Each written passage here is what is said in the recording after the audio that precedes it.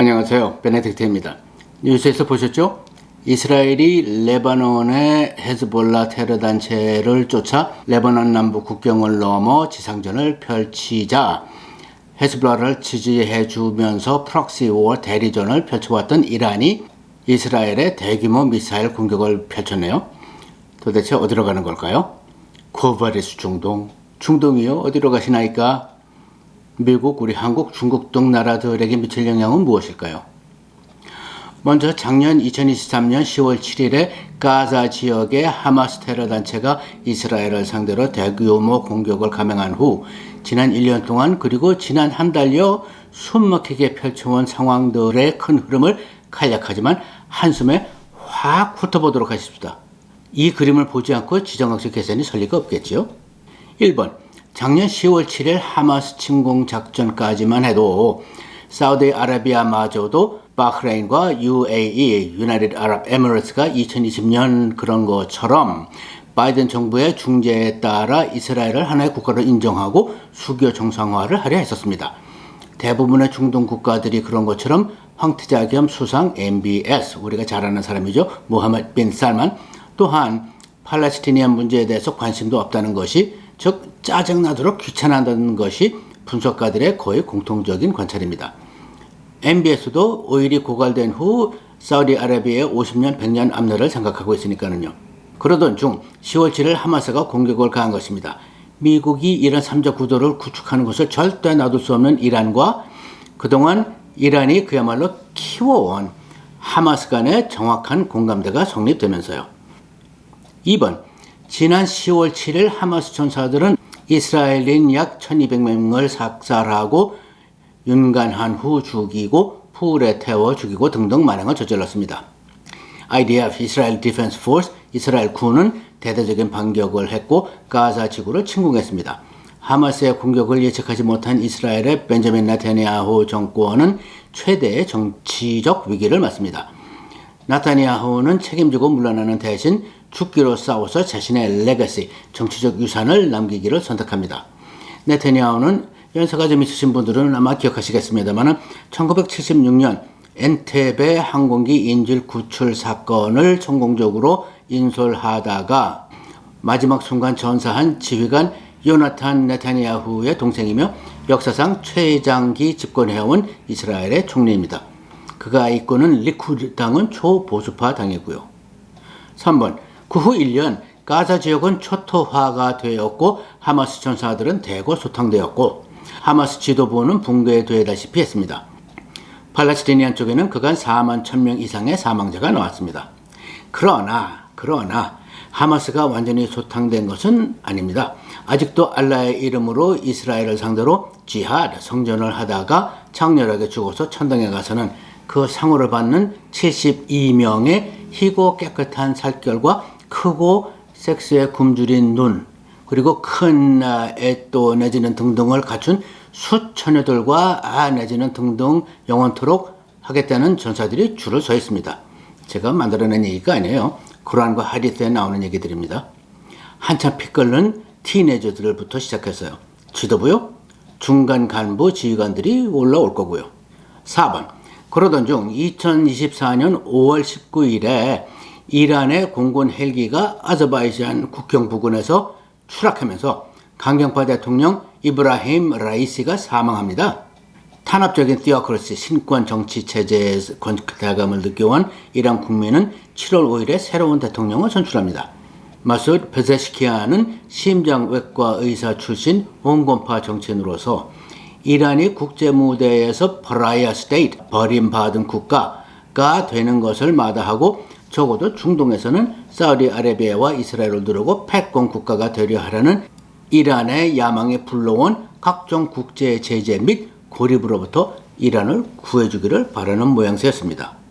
그러나 이란의 실권은 최고 종교 지도자인 알리 카메네이와 그 휘하 성직자 체제에 있고 사회 전체의 모든 시스템과 기관들을 이슬라믹 레볼루셔너리 가드, 회교도 혁명수비대가 수십 년간 독점 장악해온 현실 속에서 이란의 대통령은 무거운 의무만 있지 사실상 권한은 없는 직업입니다.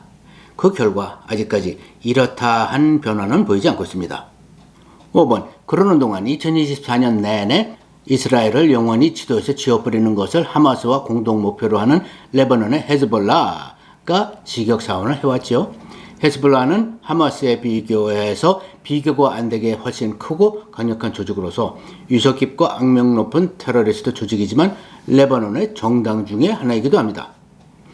그러나 헤즈볼라의 리더 하산 나스랄라는 이스라엘과의 전면전을 꺼렸고 강약과 타이밍을 조정하고 민간인 피해를 피해가며 이스라엘의 미사일 공격을 계속합니다. 그는 그리고 이스라엘도 두 개 전선에서 동시에 전쟁 수행을 회피할 것이라는 계산을 하게 됩니다. 이스라엘도 이 위험한 댄스에 박자를 맞춰 반격을 조심해서 조정하는 듯 해왔습니다. 그러나 여기서 나스랄라는 전략적으로 오류를 하나 범합니다. 헤즈볼라와 이스라엘 간의 디에스컬레이션 전투 상황의 단계적 감소는 이스라엘과 하마스 간의 휴전 협정이 없이는 있을 수 없다고 지속해서 전명한 것입니다. 이것은 가자에서 하마스 무력화를 나름 성취해 나가고 있는 이스라엘로서는 궁극적으로 받아들일 수 없는 조건이었죠. 이스라엘이 체면을 세우면서 헤즈볼라와 디에스컬레이션을 할 공간을 만들어주지 않은 것입니다. 그렇다면 이스라엘로서는 헤즈볼라와의 전쟁도 꼭 해야 한다면 수행해야 한다는 쪽으로 가닥을 잡게 만드는 결과를 가져오지 않았겠어요? 그러던 중 2024년 여름에 들어오면서 하루가 멀다 하고 쏟아져 들어오는 숨가쁜 뉴스들이 전 세계를 놀래킵니다. 7번, 7월 30일 헤즈볼라 로켓 공격이 고의적이던 실수던 이스라엘의 소도시 마슈달 샴스에서 축구를 하고 있던 12명의 소년들을 죽이자 이스라엘 공군은 베이루트의 한 주거시설에 대한 정밀 타격을 통해서 헤즈볼라의 제2인자 파우드 슈크르를 사살합니다. 8번, 바로 다음날 7월 31일에는 하마스의 리더 이스마엘 하니예가 테헤란에서 모사드의 암살작전에 사살됩니다. 그가 테헤란에 갈 때마다 머물던 이란 정부가 제공한 테헤란 부근 숙소에 수개월 또는 수년 전부터 모사드, 이스라엘의 국정원이죠. 가 심어놓았던 폭발물을 기회를 보며 기다렸다가 이제 터뜨려서 그를 사살했다고 합니다. 모사드 대단합니다. 9번, 9월 17일에는 헤즈볼라 전역에 흩어져 있던 헤즈볼라 단원 수백 명이 허리에 차고 있던 페이저, 우리가 80년대 쓰던 삐삐요, 갑자기 폭발을 합니다. 여러분 뉴스에서도 다들 보셨죠? 수십 명 헤즈볼라 행동대원들이 사망하고 수백 명이 심각한 부상을 입었습니다. 핸드폰은 너무 보안에 취약해서 삐삐를 사용해 왔다고 합니다. 10번, 바로 다음날 9월 18일 이번에는 역시 헤즈볼라 행동대원들이 사용하던 워키토키들이 폭발합니다. 바로 어제 허리에 찬 삐삐들이 폭발했는데 오늘 또 다시 들고 다니던 워키토키들이 폭발하리라고는 상상도 못한 것이죠. 수십 명의 사망자와 수백 명의 부상자가 발생하는데 이번에는 중견급 행동대원들이 줄을 이루었다고 합니다. 이스라엘의 모사드와 군 정보기관은 수년 수개월에 거쳐 이들 페이저들과 워키토키들의 서플라이 체인 공급망을 침투하여 그 기계들 안에 배터리라고 하는 전문가들도 있더라고요. 폭발물을 장착하고 오랜 기간 터뜨릴 때를 기다려왔다고 합니다. 그리고 이럴 수 있을 정도면 헤즈볼라의 커뮤니케이션을 다 듣고 있었다는 얘기도 되고요. 11번, 이틀 후 9월 20일에는 이스라엘 공군이 베이루트 외곽의 한 주거시설에 대한 정밀 폭격으로 삐삐와 워키토키 폭발 공격에 참담한 후유증에 대응하고 이스라엘에 대한 반격을 기획하기 위하여 긴급 작전 회의를 하고 있던 헤즈볼라의 작전 지휘관 이브라힘 아킬과 그 휘하 수십 명의 지휘관들을 사살합니다. 이스라엘은 그들이 긴급 회의를 하려 모일 수밖에 없었을 것이라고 계산했고 그렇다면 언제 어디서 모인다는 것까지 알고 있었던 것이죠. 모두들 듣고 있었다는 얘기가 됩니다. 이스라엘 참 대단합니다. 12번 9월 25일경 바이든 행정부는 미국과 프랑스가 그동안 치열한 물밑 외교 활동을 펼친 결과로 이스라엘과 헤즈볼라 간의 휴전 협정이 임박했다고 자랑스럽게 공표합니다. 그러나 바로 그 다음날 9월 26일에 유엔에서 연설하기 위해 뉴욕에 왔던 네타니야후 총리는 그런 휴전 협정은 없다고 긴급 기자회견을 합니다. 이 사람이 미쳤나? 했더니 웬걸이요?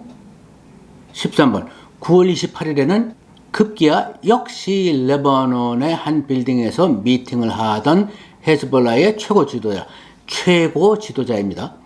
하산 나스랄라가 이스라엘 공군의 정밀 타격을 받아 사살되었다고 헤즈볼라는 발표합니다. 바이든 대통령이 발표한 휴전 협정이 어디까지 갔었던 간에 마지막 순간에 이스라엘이 나스랄라가 언제 어디에 있을 것인가를 확인하였고 그를 사살하기로 결정하기 때문에 미국 얼굴에 먹칠을 해가면서까지 헤즈볼라와의 휴전은 없다고 전날 긴급 기자회견에서 밝힌 것 같다는 설이 설득력 있습니다. 14. 이틀 후 9월 30일에 이스라엘은 나스랄라가 사살된 후 그 상황에 대처하기 위하여 지하 벙커에서 급히 모여 미팅을 하던 헤즈볼라 지도부를 또 다시 정밀 타격합니다. 그 결과 그때까지 살아남아있던 고위급 지휘관 나벨 카우크와 그 미팅에 참석했던 다른 고위 지휘관들을 대거 사살합니다. 이쯤 되면 철두철미한 참수 작전을 성공리에 실행했다 할 만하지요. 그러나 우리는 지난 수십 년간 수많은 참수작전, 암살작전을 수행했지만 그것만으로는 하마스나 헤즈볼라를 제거하지 못했다는 역사적 사실에 주목을 해야 할 것입니다. 15. 같은 날 9월 30일에는 앞서 말했듯이 이스라엘의 IDF 군이 레바논 남부 국경을 넘어 침투하여 소위 Limited Warfare, 국지전을 시작합니다. 드디어 지상전이 시작되는 순간입니다. 16.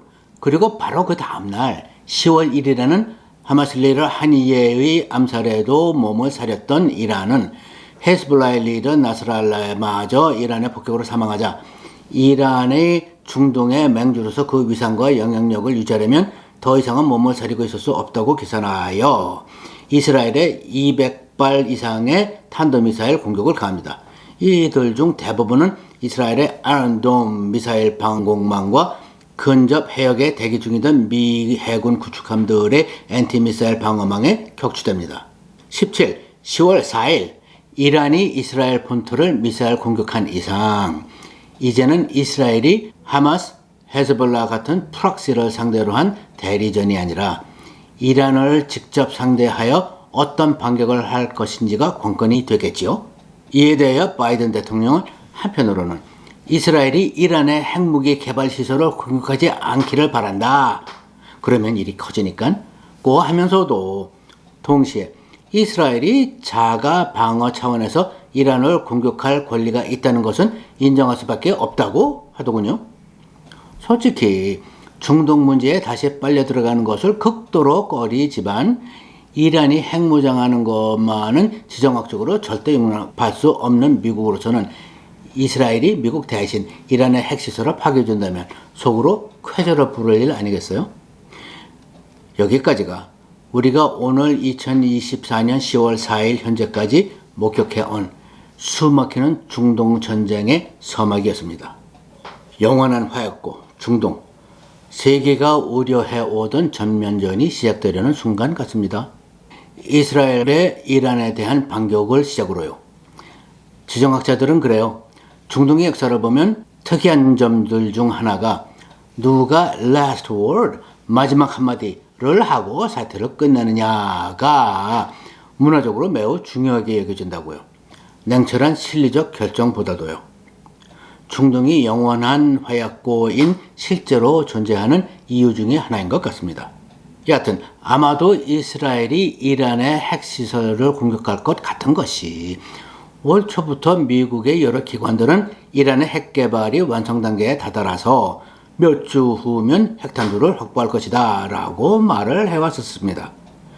이란에 대한 정보력은 이스라엘이 당연 으뜸이니 치려면 빨리, 그리고 이스라엘의 전 총리 나프탈리 베네트가 말한 것처럼 지금과 같은 절호의 역사적 기회가 있을 때 선제 공격을 해야 한다는 계산이 서지 않겠어요? 지금 아니면 나중에 이란이 핵탄두를 탑재한 탄도미사일을 배치시킨 후라면 그 리스크를 어떻게 감당하고 이란의 핵시설을 공격하겠어요?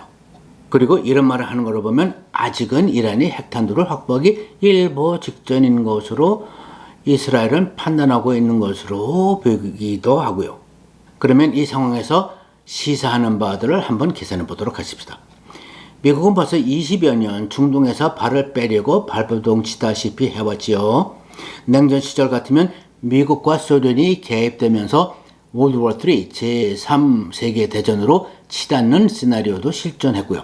그러나 지금은 러시아가 우크라이나에서 고전 중이고 군사적으로 속빈강정이라는 것이 드러났고 경제 몰락 일보 직전이니 이 중동 문제 틈에 삐지고 들어와 미국과 전면 대결할 상황은 못 되는 것이 그나마 다행이다 하겠습니다. 그러나 이스라엘과의 전쟁에서 이란이 열세에 몰릴 경우 이란은 미국을 끌어들임으로써 미국이 이스라엘에게 종전하도록 압박하게 만들고 싶어지겠지요.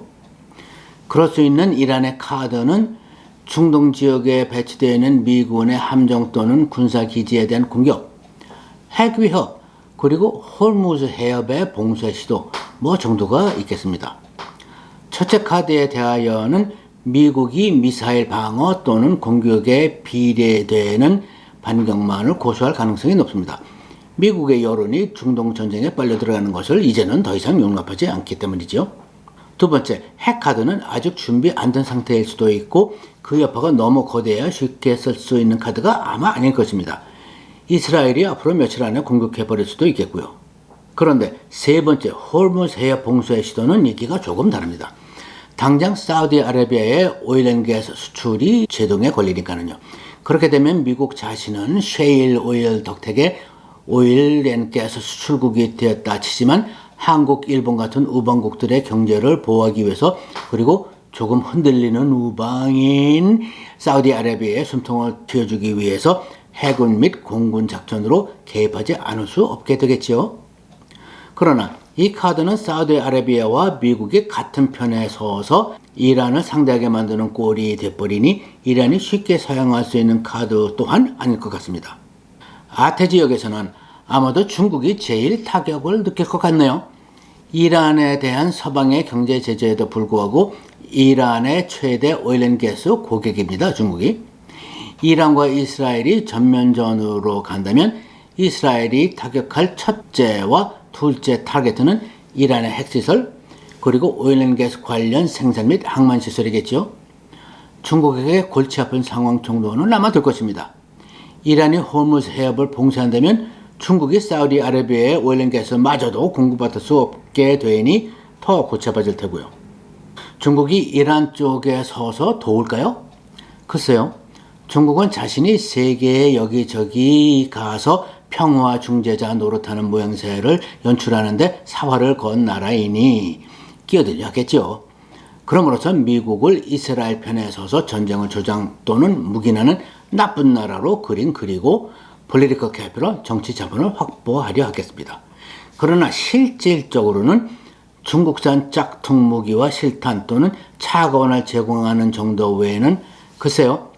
이란이나 중국이나 그들의 지상군으로 하여금 페르시아만을 건너고 이라크를 횡단하여 이스라엘과 한판 붙게 하는 것은 말이 안 되는 얘기니까는요. 이 사태의 시작은 가자의 팔레스티니안들로부터 시작됐습니다. 하마스의 기반이요. 그런데 대부분의 중동 국가들이 팔레스티니안 문제를 극도로 싫어한다고 합니다. 이집트와 조르단이 그동안 팔레스티니안 난민, 비난민을 한 명도 안 받겠다고 봉쇄해온 것을 봐도 알 수 있듯이요. 이란도 마찬가지예요. 자기들을 대신해서 이스라엘을 괴롭혀주니까 지지하고 돈과 무기를 제공하는 것이지요. 성깔 사나운 개에게 슉슉 가서 물어 하는 형국이었습니다. 결국 이번 전우는 다시 한번 중동의 셋 맹주 이스라엘, 사우디아라비아, 이란 간의 싸움인 것입니다. 그들 중 사우디아라비아는 군사적으로는 속빈 강정으로 알려져 있죠. 미국을 돈 줘서 싸움시키는 자기들의 mercenary, 용병 정도로 여겨온 결과죠. 그러니 이번 이스라엘과 이란 간의 대결은 결국 올 것이 역시 팔레스티니안들 덕택에 오고 마는 듯합니다. 관건은 미국이 얼마나 빨려 들어가느냐에 있을 것입니다. 안 빨려 들어갈수록 이 전쟁은 지역전쟁으로 끝나고 남을 것 같습니다. 이스라엘이나 이란이나 상대 국가를 완전히 괴멸하고 정복할 능력은 없으니까는요. 영원한 화약고 중동의 불씨는 그 후에도 여전히 남게 될 테고요. 이란이 살만한 땅이라고는 강원도 정도밖에 안 되는 이스라엘을 핵 공격하여서 지도상에서 지워버리지 않는 이상이요. 감사합니다. 다음에 또 뵙겠습니다.